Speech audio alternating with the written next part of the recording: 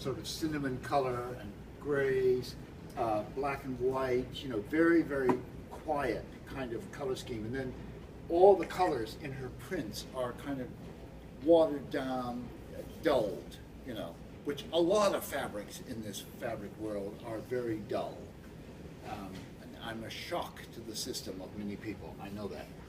She wakes us up with this hot lime green coming in here, really powerful.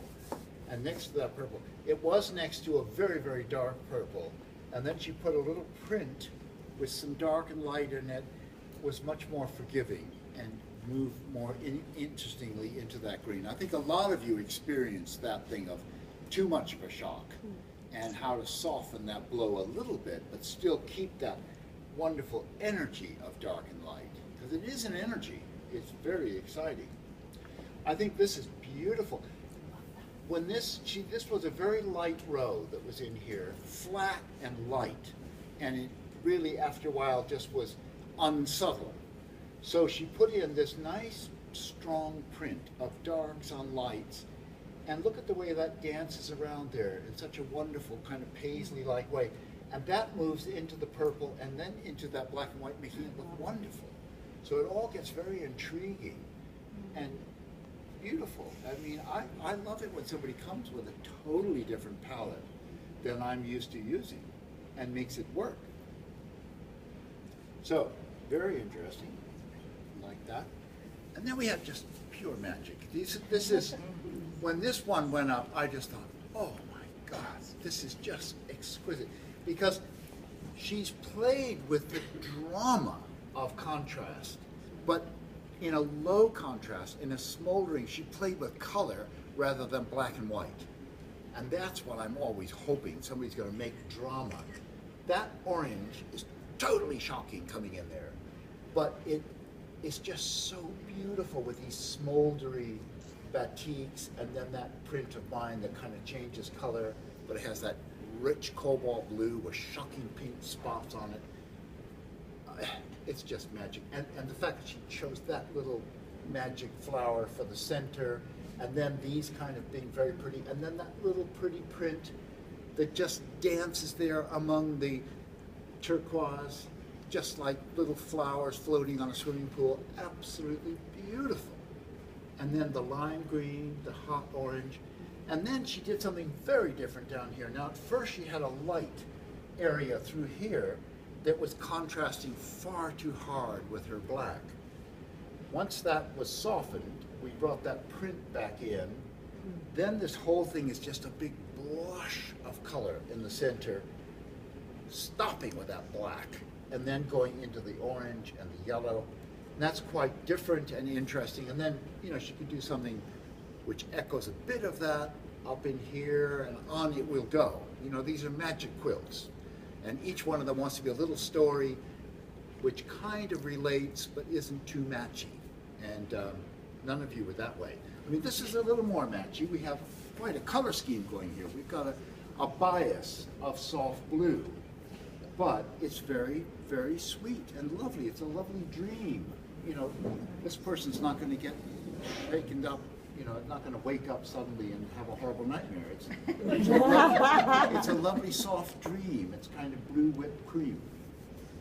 Very, very nice. And I like the little shocks of pink coming in, and, you know, very, very sweet. And a lovely glow to the piece. And then we have something much more, I mean, somebody did one similar to this in this very spot the other day, and it was kind of like Mexican tiles. I'm saying, you know, you should phone up a Mexican restaurant and say, look, here's my proposal for a tile wall for you. Wouldn't that be great? Fresh, strong colors, you know, yellow against purple.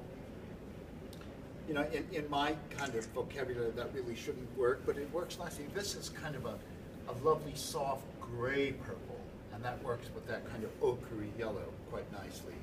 Love the hot lime coming in, followed by a very fresh turquoise, echoed by this turquoise down here. Just very nice things happening.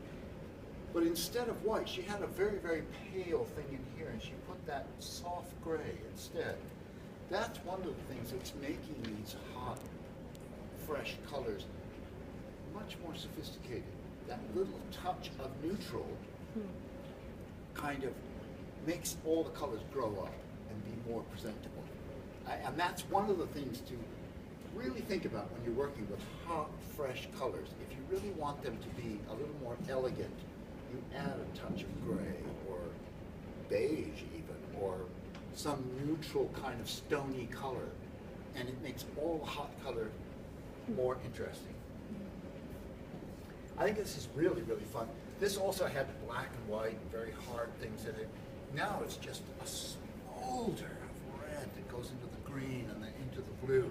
And I love that little kind of gray ending. A lot of people were very good with gray tones in this class. It's one of the things that makes this class different from a lot of other classes. There's a real attraction to these soft little gray prints. And you'll be seeing them as we walk around the room.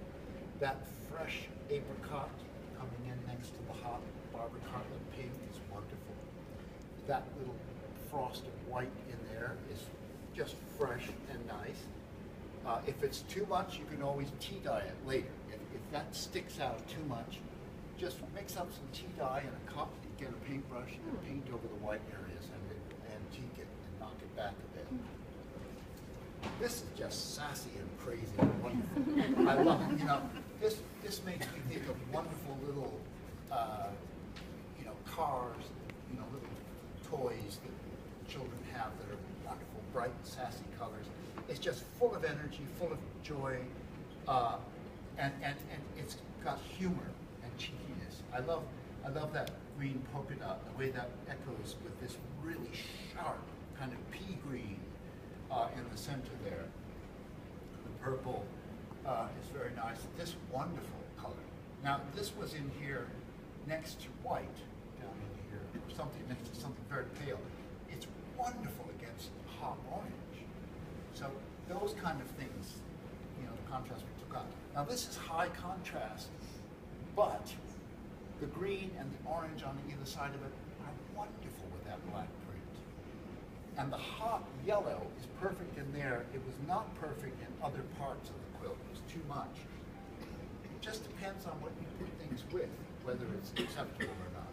But I think this is very, very